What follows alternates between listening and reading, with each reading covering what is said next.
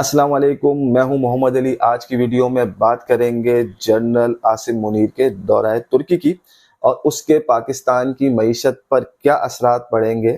تو شروع کرتے ہیں آج کی ویڈیو اس دعا کے ساتھ کہ اللہ آپ کو خوش رکھے، خوش باش رکھے، خوشحال رکھے۔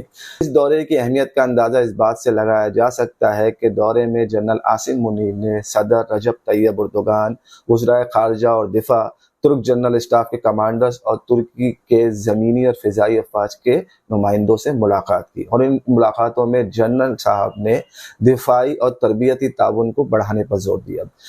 ویسے تو یہ دورہ دونوں برادر ممالک کے درمیان تاریخی، سفارتی اور فوجی تعلقات کو بڑھانے کے لیے اعلیٰ سطح کے باہمی دوروں کا حصہ ہے، اور اعلامیے میں بھی بزنس اور انویسٹمنٹ کی کسی بات کا ذکر نہیں ہے، مگر جنرل عاصم کی پاکستان کی بزنس کمیونٹی کو اعتماد میں لینا اور ملک کی معیشت کی بہتری اور ملک میں غیر ملکی انویسٹمنٹ لانے کے حوالے سے بیان نے اس ترکی کے دورے کی اہمیت مزید بڑھا دی ہے۔ پاکستان اور ترکی کی دو طرفہ تجارت کا مجموعی حجم تقریباً $450 ملین ہے، اور توانائی، مالیات، انفراسٹرکچر اور تعمیرات پاکستان میں ترک سرمایہ کاروں کے لیے اہم شعبہ جات ہیں۔ دوسری جانب ترکی میں کل 233 پاکستانی کیپٹل فرمز ہیں، جنہوں نے 2002 سے 2019 تک ترکی میں $80 ملین کی براہ راست سرمایہ کاری کی ہے۔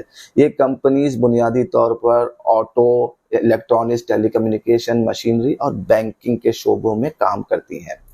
اس ویڈیو میں اتنا ہی۔ اگر آپ کو اس ویڈیو سے ویلیو ملی ہے تو اس ویڈیو کو لائک کریں اور اس چینل کو سوشل میڈیا پر سبسکرائب اور فالو کریں۔